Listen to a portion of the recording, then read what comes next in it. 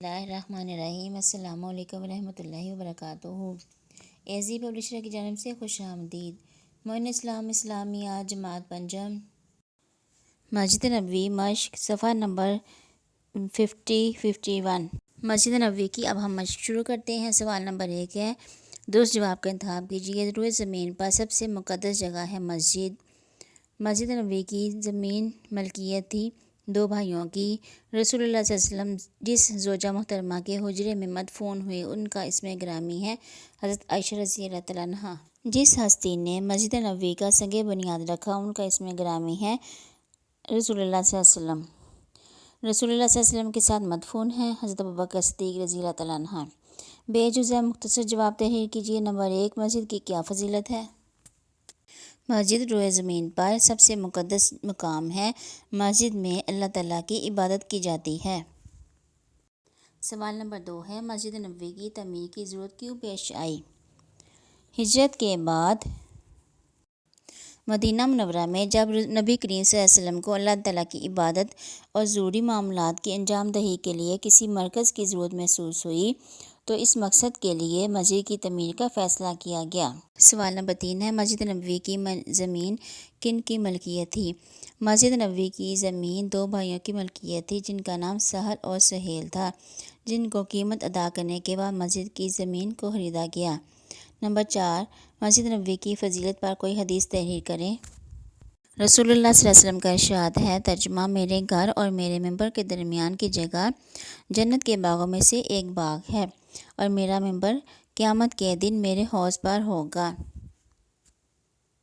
سوال نمبر 3 ہے، مسجد نبوی کی تعمیر میں رسول اللہ صلی اللہ علیہ وسلم کا کیا کردار تھا؟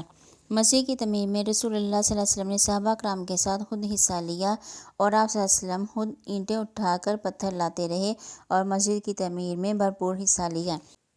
ج جزء کالم ملائے۔ مسجد نبوی مقدس مقام ہے۔ مسجد نبوی کی زمین ملکیت تھی 2 بھائیوں کی۔ ریاض الجنہ جنت کا باغ۔ مسجد نبوی تمام شعبہ جات کا مرکز ہے۔ مسجد نبوی کی زمین کی قیمت ادا کی گئی۔ جز د ہے، تفصیلی جواب لکھیں۔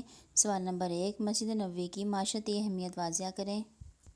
مسجد نبوی صرف نماز پڑھنے کی جگہ ہی نہیں تھی بلکہ اس کی حیثیت ایک یونیورسٹی کی سی تھی جہاں مسلمان دینی و دنیاوی تعلیم حاصل کرتے تھے۔ یہیں سے بگڑے ہوئے لوگوں کو راہ ہدایت پر لانے کے لیے لشکر روانہ کیے جاتے تھے۔ یہیں پر آپس کے جھگڑوں کے فیصلے کیے جاتے تھے۔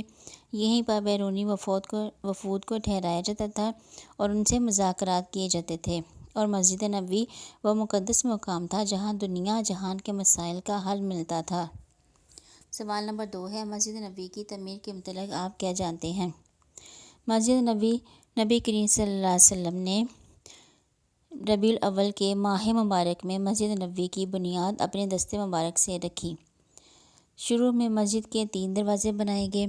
2 دروازے شرقی اور غربی طرف میں تھے اور ایک دروازہ پیچھے جنوب کی طرف تھا۔ مسجد کا مشرقی دروازہ باب النبی کہلاتا تھا اور بعد میں یہی دروازہ باب جبرائیل کے نام سے مشہور ہوا۔ کھجوروں کے تنوں کے ستون بنائے گئے اور کھجور کی شاخیں بچھا کر مسجد کی چھت ڈالی گئی۔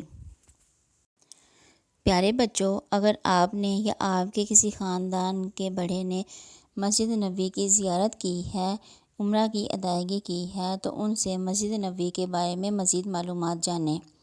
اگلے سبق تک کے لیے اللہ حافظ۔